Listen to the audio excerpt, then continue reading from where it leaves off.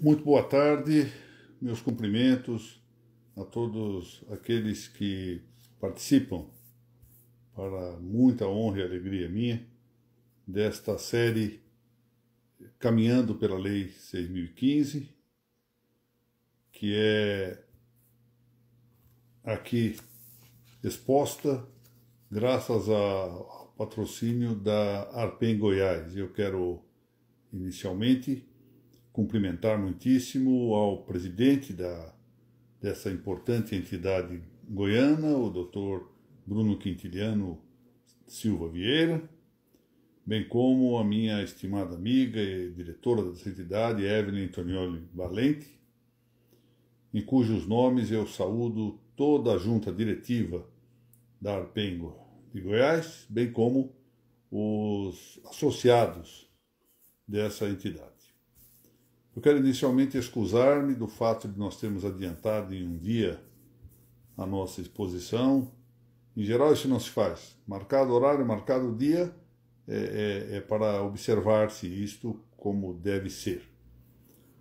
Ocorre que eu fui surpreendido, e aproveito para noticiar o fato, pelo início das aulas do curso de pós-graduação em Direito Notarial e Registral, promovido pelo Centro Universitário Ítalo-Brasileiro. É um curso, como já adiantei aos senhores anteriormente, pois há já mais de mês que venho falando disto.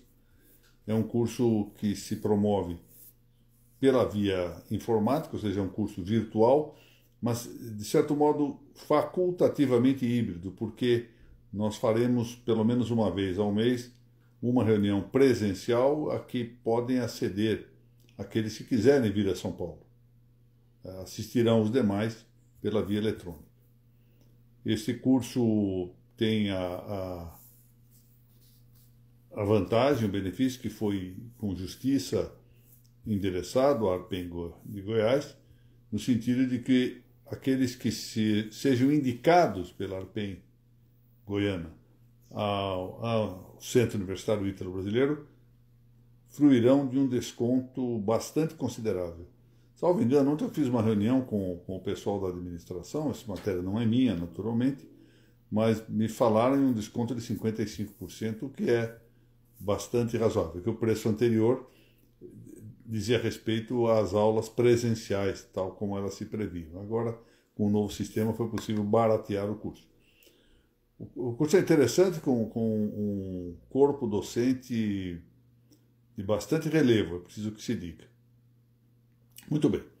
Vamos então à nossa exposição de hoje, que continua transitando pelos artigos 16 e seguintes da Lei 6.015. Como muitos sabem, a ideia de fazer esta caminhada, esta excursão pela Lei 6.015, ela é devida à registradora civil no estado do Ceará, lá na cidade de Trairi, a doutora Thaís Castelo Branco, a quem eu tributo aqui o meu reconhecimento pela indicação deste modelo. O objetivo é caminhar mesmo pelos dispositivos da Lei 6.015. Vejam que essa lei entrou em vigor em 1976.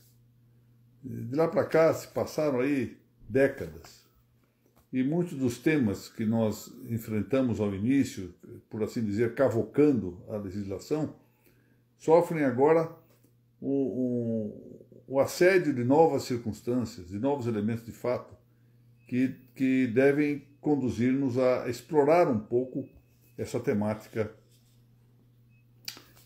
para avivar os conceitos, os significados normativos da lei e tratar de aplicá-los o melhor possível na realidade brasileira.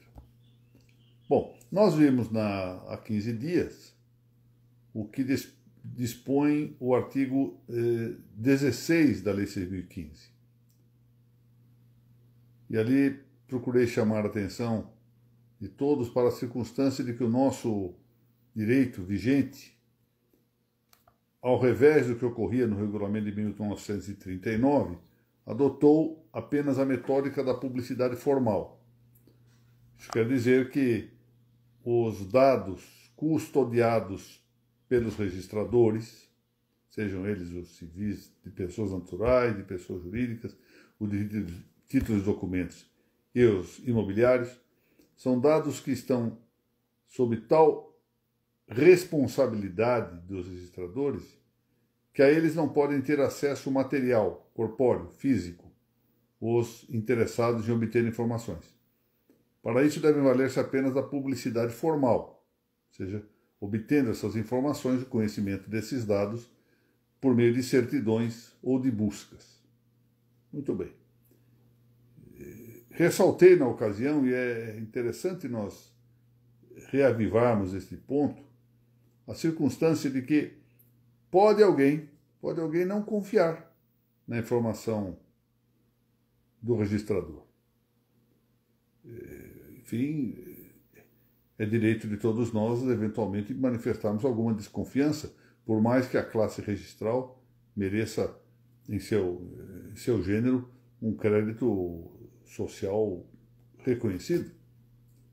Mas, enfim, o que faz alguém que não confie numa informação constante de certidão ou de uma busca? Já que não pode ter contato direto ou material corporal com o assento. Neste caso, deve promover um pedido administrativo, chamemos-lo providência administrativa, pedido administrativo, requerimento administrativo, solicitação, não importa como vamos chamá-lo, perante o juiz, corregedor permanente ou diretor do fórum, de estado para estado varia essa designação, que é aquele juiz que está encarregado, em primeira instância administrativa, da fiscalização dos atos praticados pelo cartório, cuja informação deseja obter um determinado usuário. E aí, o que faz o juiz normalmente? O juiz despacha, marca dia e hora, intima o interessado e, por evidente, intima o registrador, para que o registrador, então, com os devidos cuidados, vá à sede judiciária, ou seja, vá ao fórum, e ali, nesta audiência, exiba o documento na presença do juiz. Dir-se-á que há um risco sempre de perdimento do documento que está sendo apresentado. Mas esse risco é um risco menor nessa circunstância, dados os cuidados todos que se tem com essa situação excepcional. É absolutamente excepcional. Agora, claro que, adotado o registro eletrônico, isso muda muito de figura, né? Em rigor, com o registro eletrônico, faz-se o acesso praticamente com o documento original. Mas, enfim, vamos prosseguir aqui sabendo sempre isso. O que está em vigor é a publicidade formal e não a publicidade material, diversamente do que ocorria ao tempo do regulamento registral de 1939, decreto 4.857. O artigo 17 da Lei de Registros Públicos diz o seguinte: qualquer pessoa pode requerer certidão, isso é o caput, qualquer pessoa pode requerer certidão do registro sem informar ao oficial ou ao funcionário o motivo ou interesse do pedido. E aí é um parágrafo único que se refere ao acesso ou envio de informações por meio da rede mundial de computadores. Muito bem, vamos ao caput, que é o que mais releva aqui para o nosso exame. Em primeiro lugar, se fala aqui que qualquer pessoa pode requerer a certidão. Interessante, não fala da busca, mas é preciso entender que a norma que fala do documento mais formal pode compreender-se logicamente como também referível ao mecanismo menos formal, que é o da busca. Então, qualquer pessoa pode requerer certidão ou busca, informação verbal. E quando se fala qualquer pessoa, há de imediato uma conclusão. Nós podemos extrair o consequente de que todas as pessoas estão legitimadas para obter a informação. Todas elas. É certo que talvez caiba aqui, nós poderíamos discutir o problema da capacidade de quem pede, ou seja, da possibilidade de que alguém sem capacidade jurídica, peça, etc. Mas deixemos esse aspecto de lado, porque não é o que convém aqui pedagogicamente examinar. Quando se fala, portanto, dessa legitimação ou legitimidade extensíssima para obter a informação ou a certidão, tem-se, pois, ao mesmo tempo que reconhecer duas coisas: a acessibilidade amplíssima e a cognoscibilidade ampla. Nós vamos ver que no plano objetivo nós teremos, já no artigo 18, uma referência restritiva. Essa é a ideia. O artigo 17 cuida de um aspecto subjetivo. Quem pode pedir certidão? O artigo 18 deve dizer o seguinte: do que se pode pedir certidão? Portanto, o 17 é o aspecto ou perspectiva subjetiva e o 18, perspectiva objetiva. Qualquer pessoa, portanto, há aí uma legitimação, acessibilidade, cognoscibilidade amplíssimas. Mas vai-se um pouco além. Exatamente porque se reconhece essa legitimação muito ampla, essa, portanto, cognoscibilidade extensíssima, não é possível ao registrador a indagação do interesse na rogação do certificado. Ele não pode aferir, não pode sequer pedir que se indique qual o interesse disto. É interessante que a legislação paralela, uma legislação extra-registral, levou já um dos tribunais posteriores do Brasil a afirmar que as certidões sempre exigem prova do interesse na expedição. E que não se ponham ao abrigo da norma constitucional a extensão onímoda, ou seja, total, plena de obter certidões. E só os interessados poderiam pedir certidão. Esse tema tem sido debatido nos tribunais aqui e ali. Aqui mesmo em São Paulo nós tivemos uns tantos casos referentes a determinados procedimentos e processos administrativos, envolvendo, sobretudo, alguns municípios, em que particulares queriam obter certidão. Às vezes procedimento licitatório, em geral envolvia procedimento licitatório, e algumas vezes procedimentos administrativos de caráter disciplinar. Quanto aos disciplinares, sempre se pôde entender a possibilidade, que é muito restrita, mas sempre possível, de limitar-se nos casos em que os fatos narrados no processo disciplinar pudessem ferir a intimidade, etc., porque essa indicação teria amparo constitucional. Quanto aos processos, ou processos licitatórios, em geral dos concursos, em sentido bastante amplo, o entendimento é de que, salvo hipóteses muito raras em que o sigilo se justifique, e deva ser muito bem justificado, qualquer um tem interesse em saber, qualquer do povo, para o controle correspondente, até por meio de eventual ajuizamento de ação popular. Então, até mesmo, portanto, no âmbito dessas outras hipóteses, a hipótese de certificação não registral, certidões não registrais, o tema do interesse é bastante limitado, bastante escasso na sua averiguação. Mas aqui para os registros, não há nenhuma exigência de que se indique o interesse de agir na obtenção da certidão ou da busca.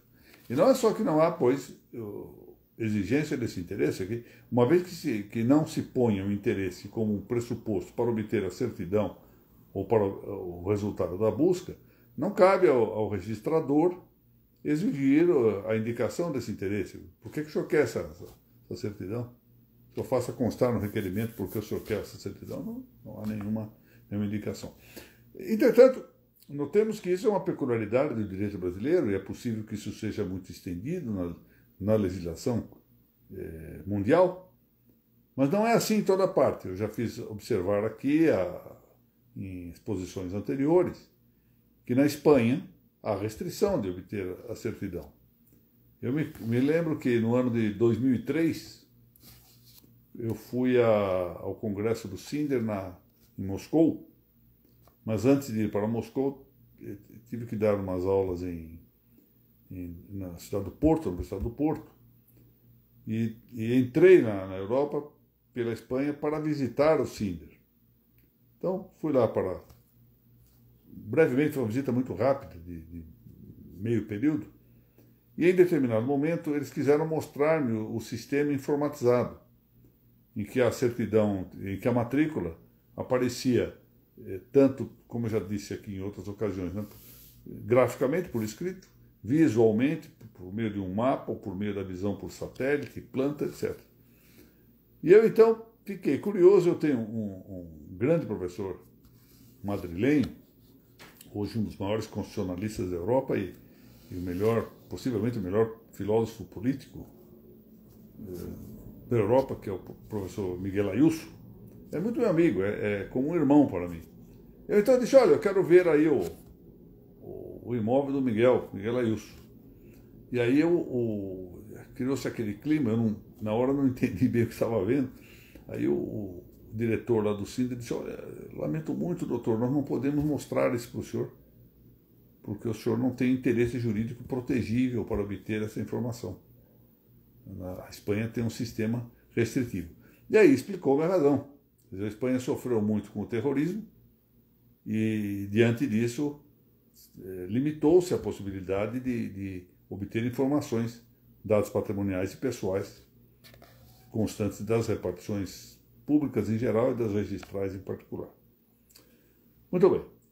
Então, está dito aqui, qualquer pessoa pode requerer certidão do registro sem informar ao oficial ou ao funcionário, porque isso se refere aos registros que estariam ainda estatalizados. O motivo ou interesse do pedido. Aí quando vamos, portanto, esse artigo 17 trata do tema da certidão e da busca sob o aspecto subjetivo. Agora nós vamos ao artigo 18, e no 18 faz a existência expressamente de 3 ressalvas, uma delas já não tem mais vigência, dizendo que no mais a certidão poderá ser lavrada, independentemente de despacho judicial. Quer dizer isso. Ressalvado o disposto, diz a lei, nos artigos 45, 57, parágrafo 7, e o revogado já, 95, parágrafo único, esse aqui é o que falava da legitimação adotiva. O 45 é a legitimação subsequente, por subsequente matrimônio. E o parágrafo 7º do artigo 45, do artigo 57, é aquele que corresponde à proteção no âmbito criminal, daqueles que apontam criminosos, que depõem processos judiciais, processos crime, etc. Então, ressalvado o disposto nesses dispositivos, o disposto nesses preceitos, em que, portanto, o sigilo está indicado, a certidão será lavrada independentemente do despacho judicial. Bom, eu quero dizer o seguinte, que não há uma proibição absoluta de lavrar essa certidão. A certidão pode ser lavrada, mas para que seja lavrada, há necessidade de despacho judicial. Aqui é, no limite, uma observação interessante e discutível. Eu penso que é realmente discutível. Se o próprio legitimado registral requerer essa certidão. Isso é uma matéria bastante debatível. Há quem entenda que, como a lei não abre ensejo a esta situação exceptiva, somente se conseguiria até o interessado, legitimado registral, mediante despacho do juiz. Outros entendem que é possível. É realmente discutível no caso da legitimação por subsequente matrimônio. Parecerá que, talvez sob certo aspecto, possa ser um caminho de investigação que os pais não queiram permitir ao filho, e não sei até que ponto, ou até qual idade isso deva recomendar-se prudencialmente ou não. Mas no caso do parágrafo 7º do artigo 57, eu não vejo nenhum motivo que impedisse a possibilidade de o próprio interessado obter a certidão desejada. Mas, enfim, se nós formos seguir textualmente a lei, literalmente o que está escrito, sempre dependeria de despacho judicial. Nos demais casos, ela será lavrada independentemente de despacho judicial. Não se pede certidão ao juiz. Vamos que essa história de pedir certidão ao juiz não é só na esfera administrativa que ocorre. Mais de uma vez, até no tribunal. Até no tribunal, de vez em quando eu recebo, ainda mais agora que é processo eletrônico, as pessoas peticionam direto, peticionam direto. Requer certidão do processo. E lá o juiz tem que despachar, né? Então, não, o senhor vai direto, faça o pedido diretamente na via administrativa. Muito bem. Nesse caso, deverá mencionar-se o livro de registro ou documento arquivado em cartório. Porque a certidão, naturalmente, pode ser de livro ou de documento. Fazer um processo, por exemplo, vamos lá, por exemplo, tratado no registro de imóveis, um processo de incorporação, um processo de condomínio, a pessoa pode pedir certidão do que consta desses processos, que é documento arquivado e não documento protocolar, ou seja, que faça parte do livro dos livros matrizes do cartório. O artigo 19 é muito interessante porque dá as hipóteses de certidão. E aqui nós temos um caso muito interessante porque nos permite ver o que deve ser uma legítima interpretação progressiva. Eu vou explicar já já. A certidão, diz o artigo 19, pode ser de inteiro teor, pode ser em resumo e pode ser mediante relatório que responda a quesitos formulados pelo interessado. Então nós temos aqui 3 tipos de certidão. A certidão de inteiro teor, certidão integral, muitas vezes chamada de certidão integral. Verbo ad verbum, como se fala em latim, certidão verbo ad verbum.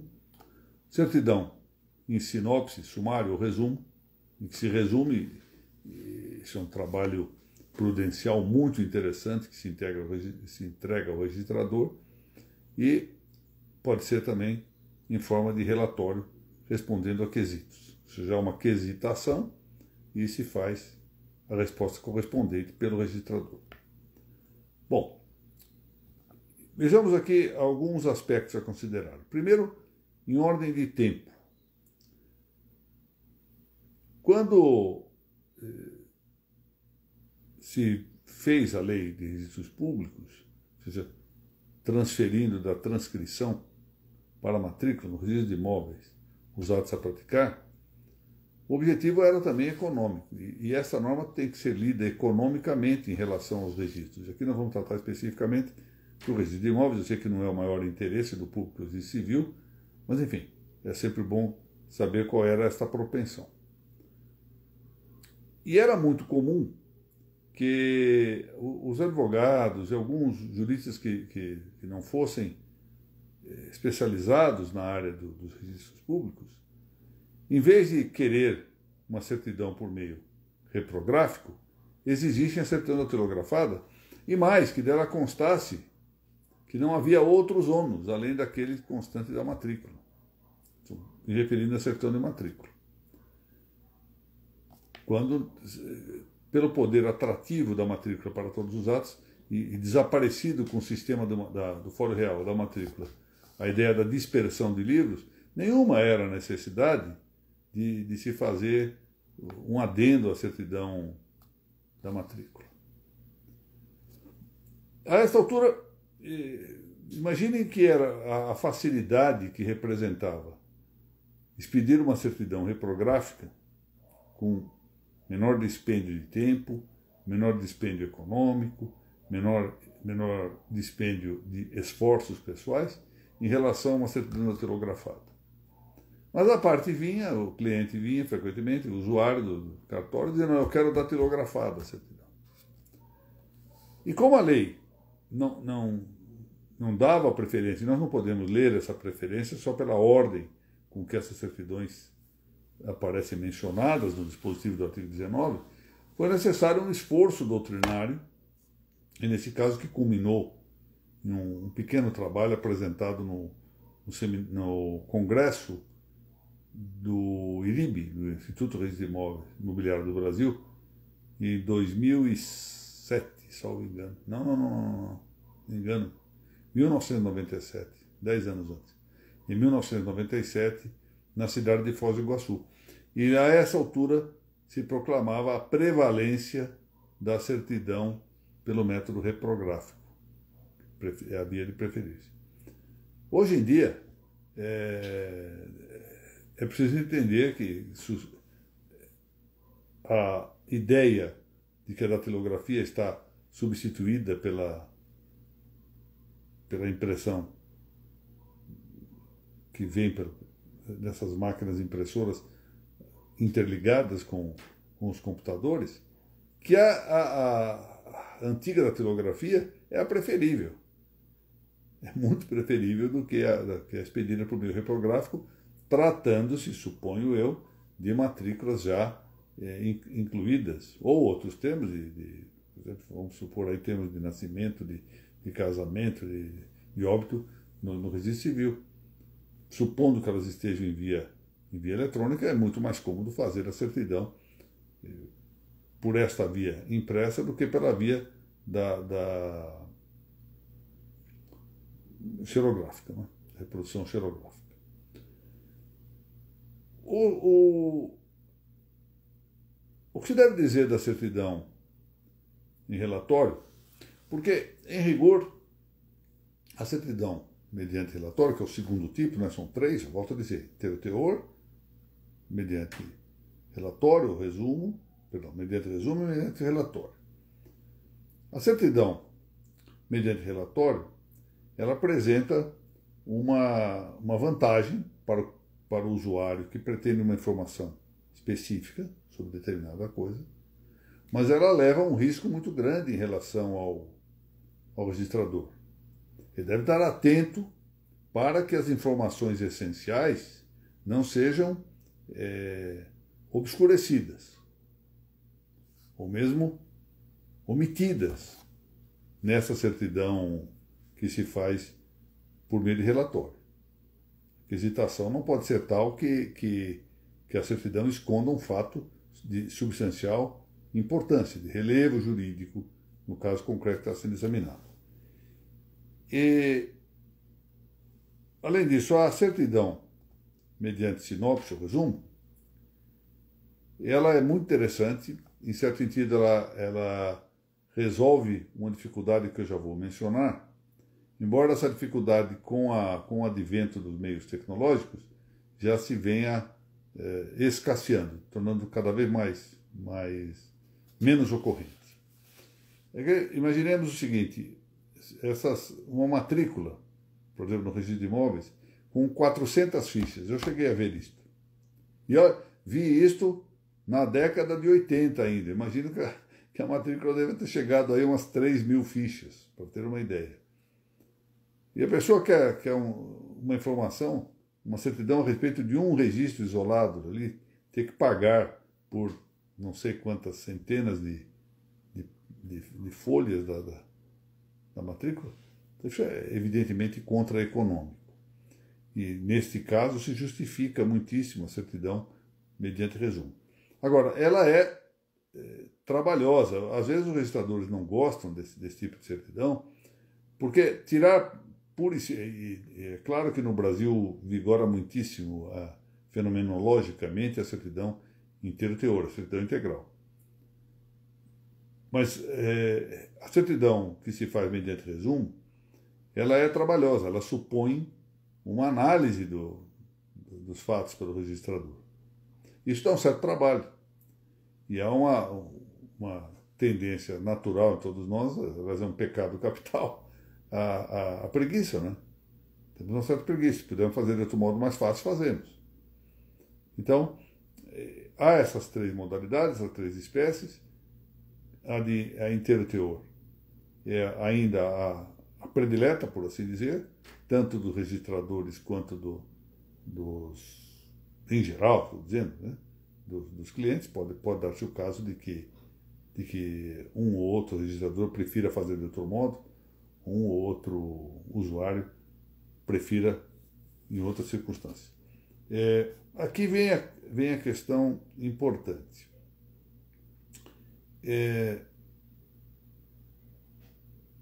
A certidão pode ser autenticada pelo oficial, seu substituto legal, diz a lei, não podendo ser retardada por mais de 5 dias.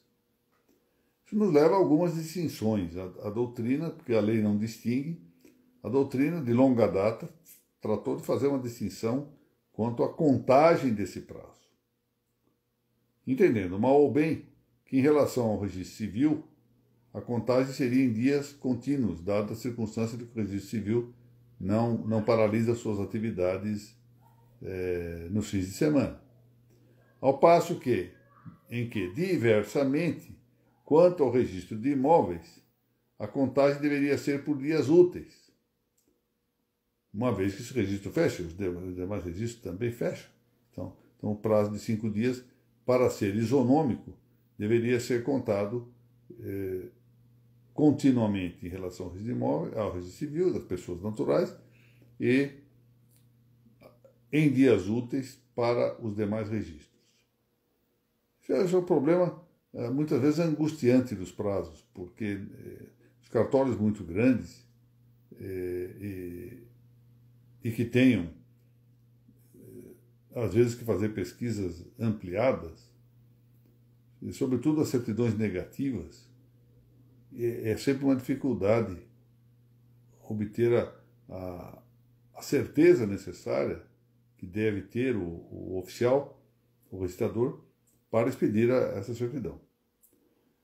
A lei, ainda no seu artigo 19, diz que a certidão do inteiro teor, isso já antecipamos, poderá ser extraída por meio datilográfico ou reprográfico. Já vimos, pois, que outrora era sempre preferível o meio reprográfico, e hoje, com o advento dos meios tecnológicos, parece que a preferência natural deva ser pelo meio datilográfico e não pelo reprográfico. O parágrafo 2º desse artigo 19 dá indicações concretas para aquilo que deve constar das certidões de registro civil. Aqui eu pareço aquele fiel que vai à primeira fila da missa e começa a ensinar Padre Nosso ao vigário, né? Vai dizer que tem que constar de certidão de registro civil para um público que faz do registro civil um hábito. Mas às vezes convém repassar essas coisas, porque nessas questões que são sujeitas à repetição, com o tempo nós vamos nos acostumando de tal modo que perdemos muitas vezes a motivação, o fundamento onde se encontram essas exigências, etc. E pode ser útil isso. Elas devem mencionar a data em que foi lavrado o assento e podem ser manuscritas ou datilografadas, e no caso de adoção de papéis impressos, os claros serão preenchidos também em manuscrito ou datilografados. Lembremos que a datilografia é aqui suscetível de equiparar-se às impressões pelos meios informáticos. Na certidão de registro civil, não se mencionará a circunstância de ser legítima ou não a filiação, salvo requerimento do próprio interessado, ou em virtude de determinação judicial.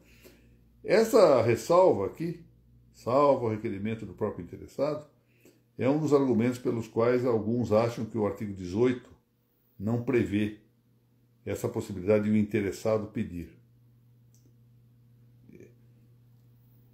As certidões de nascimento, prossegue a lei, mencionarão, além da data em que foi feito o assento, a data por extenso do nascimento, e ainda expressamente o lugar onde o fato houver ocorrido. Finalmente, o parágrafo 3º diz: as certidões extraídas dos registros públicos deverão ser fornecidas em papel e mediante escrita que permitam a sua reprodução por fotocópia ou outro processo equivalente.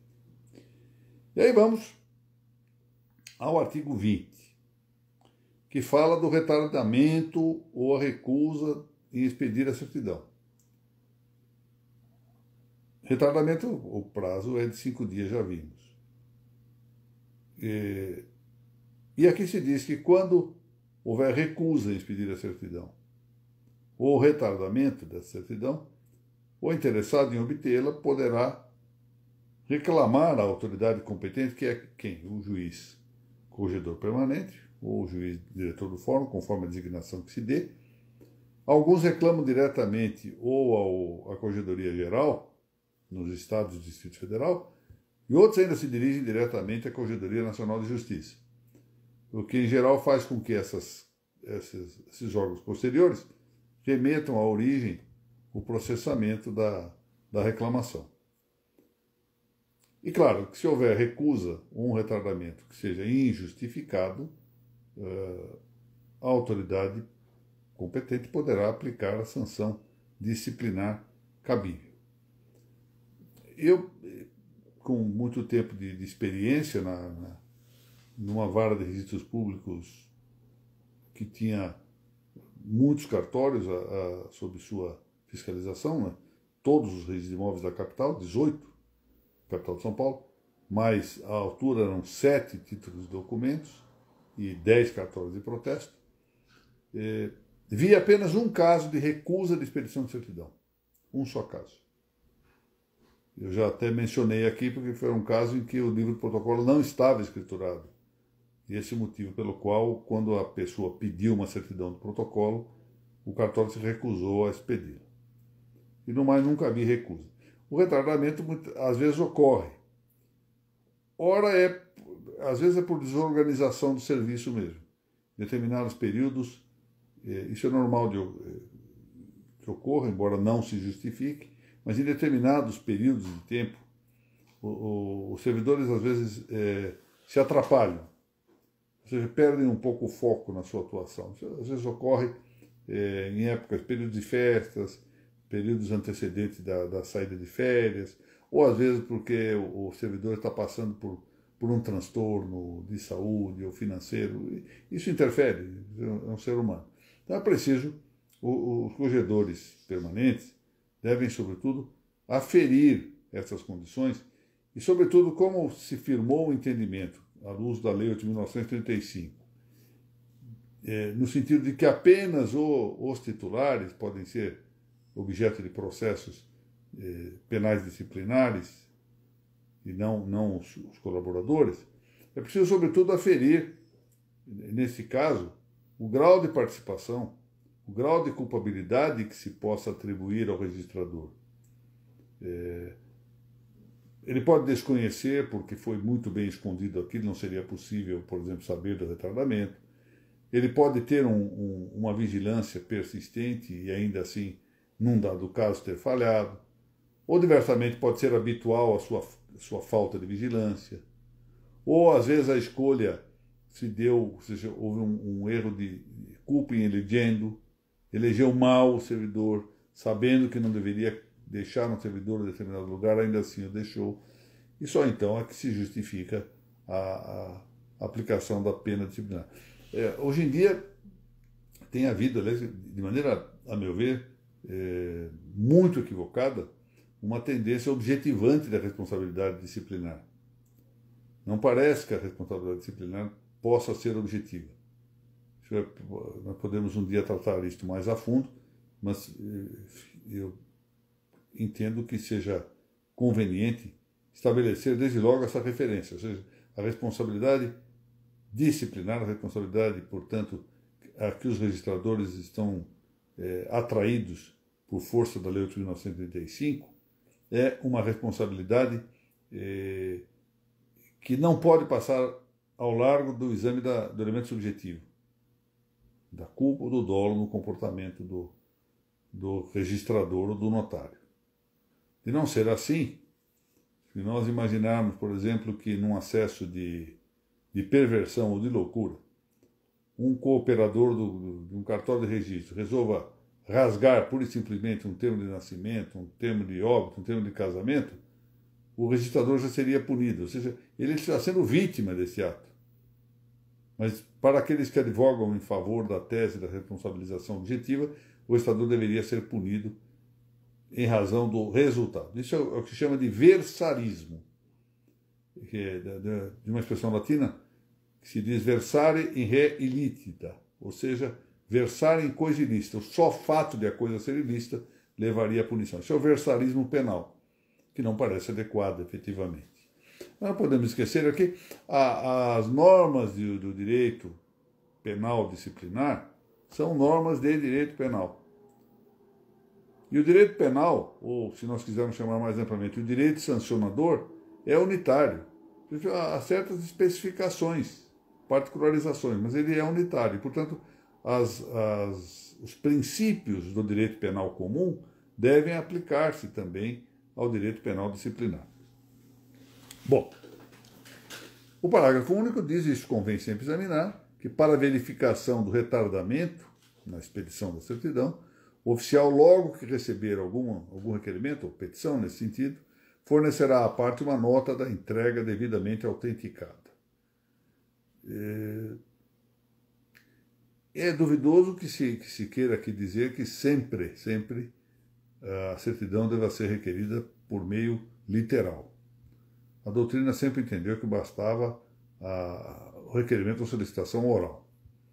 Por fim, o artigo 21 diz algo muito adequado, que sempre que houver qualquer alteração posterior ao ato cuja certidão é pedida, deve o oficial mencioná-la obrigatoriamente, não obstante as especificações de pedido, no caso da certidão que vai ser expedida mediante relatório, sob pena de responsabilidade civil e penal, ressalvado o disposto nos artigos 45 e 95 que nós já mencionamos.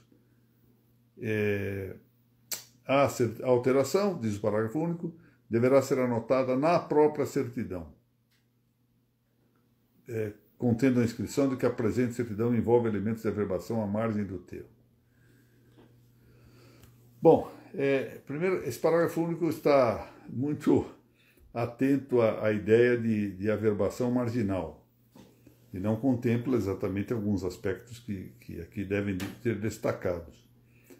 Nesse mesmo congresso que eu mencionei aqui do IRIB, em 1997, houve um episódio interessante, que outro dia eu fiz referência aqui. Durante a exposição sobre o tema da certidão, essa palestra que falava da prevalência, então, da certidão pelo meio reprográfico, faltou energia no local do evento. E era muito interessante para quem estava no palco, de onde se proferiam as comunicações, palestras, etc., verificar as pessoas saindo agachadinhas no meio para visitar depois o Paraguai, para fazer compra, etc., perfeitamente natural para congressos que se fazem em Foz do Iguaçu. Não é? Mas acontece que, nessa mesma ocasião, houve uma referência ao fato de que, em São Paulo, as certidões do registro de imóveis eram quase bem feitas. Essa referência foi feita bem a propósito e nada mais disse o pobre do palestrante. E naturalmente que depois de terminada a palestra, ele foi procurado por uma grande autoridade do registro imobiliário de São Paulo, que era a estimada doutora Maria Helena Leonel Gandolfo, que era titular então do 10º Registro de Imóveis de São Paulo, e além de uma pessoa admirável, com uma capacidade na área registral imensa. E ela então perguntou, mas por que em São Paulo é quase adequada? E esse pobre do palestrante a que eu me referi, observou então, por que os registradores não dão busca no livro do protocolo. E ela bateu a mão na cabeça com uma honestidade intelectual notável, e é isto mesmo. Ou seja, se pedia a certidão na matrícula, como era livro único, não há livro disperso, bastava a certidão na matrícula. Mas bastava a certidão na matrícula com uma referência adicional. Que não houvesse nenhum título protocolizado que pudesse interferir na matrícula. Porque essa é a alteração, essa é uma das alterações a que se refere esse parágrafo único. E note que essa alteração não está averbada à margem do termo, no caso da matrícula.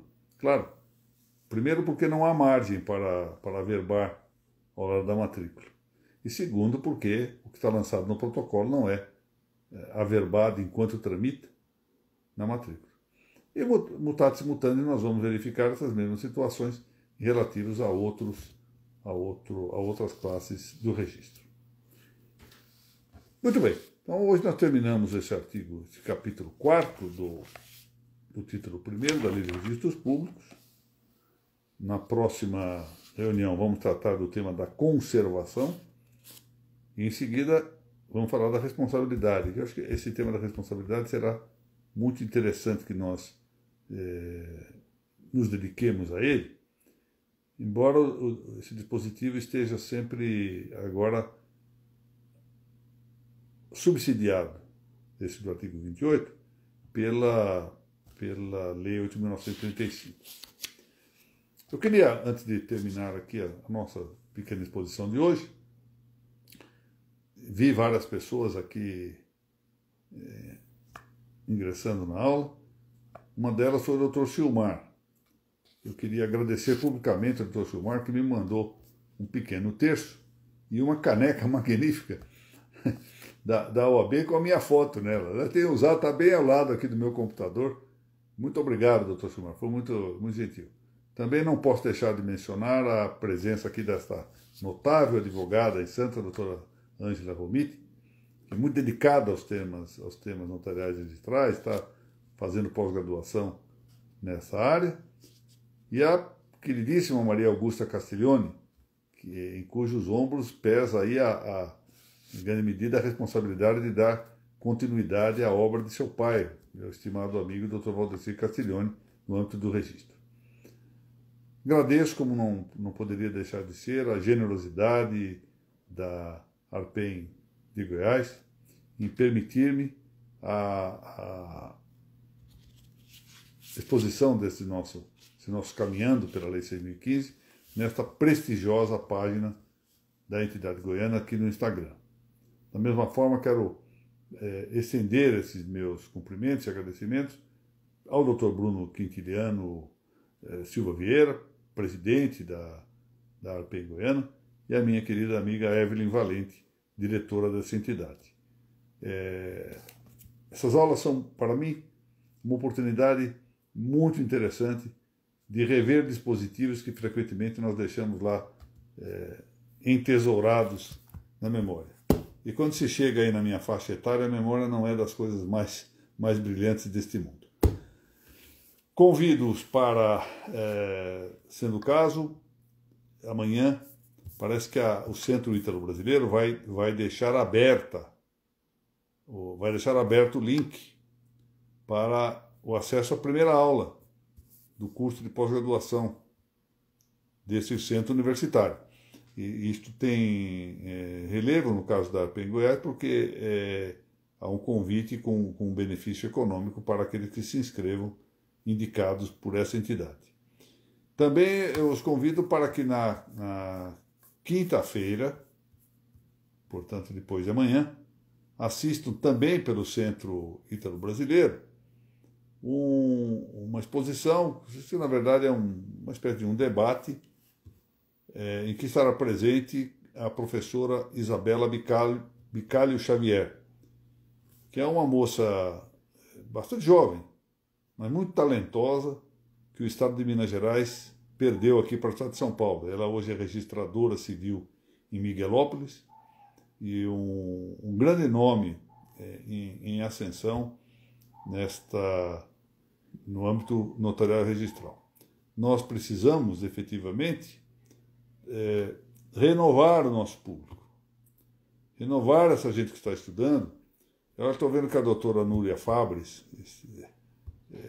estimadíssima, acaba de entrar aqui também na página. Eu quero apresentar os meus cumprimentos e dizer que nós temos que fazer algo que o doutor Sérgio Fabres tratou de fazer, o editor Sérgio Fabres. Ou seja, temos que fazer um pouco de ciência. Nós estamos, infelizmente, o direito notarial e o direito registral, na última década e meia,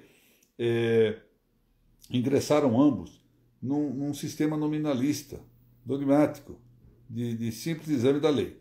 Hoje nós estamos examinando essa lei, não há dúvida, mas nós estamos tentando fazer desse exame algo mais do que a simples leitura da norma. Nós estamos procurando fazer ciência média, ou seja, partindo do fato da lei para chegar a algumas conclusões de caráter universal. E nós precisamos estimular essa gente jovem, estudiosos, que queiram fazer ciência e não simplesmente memorizar textos de lei. Está na hora de nós fazermos isso. Até para que de futuro os concursos de ingresso e de remoção nos registros e nas notas possam prestigiar efetivamente um conhecimento mais aprofundado e não simplesmente a boa memória de candidatos. Eu agradeço a todos aqui a alegria e a honra que me concedem em participar desta minha pequena exposição. Convido-os para que voltem aqui a esta página daqui a 15 dias. Eu espero que seja numa quarta-feira, doutora Evelyn. Não quero mais surpreender o nosso público. E também convido, o último convite é amanhã às 10h30 na página da Noreg do Paraná, do Facebook da Noreg do Paraná, para a sequência do curso Registros sobre Registros, que já vai lá para a aula 230 e alguma coisa, tratando da Anticrese, tratando do Instituto da Anticrese. Muito obrigado a todos e renovo os meus cumprimentos e os desejos de que Deus os abençoe aí ao longo dessa semana.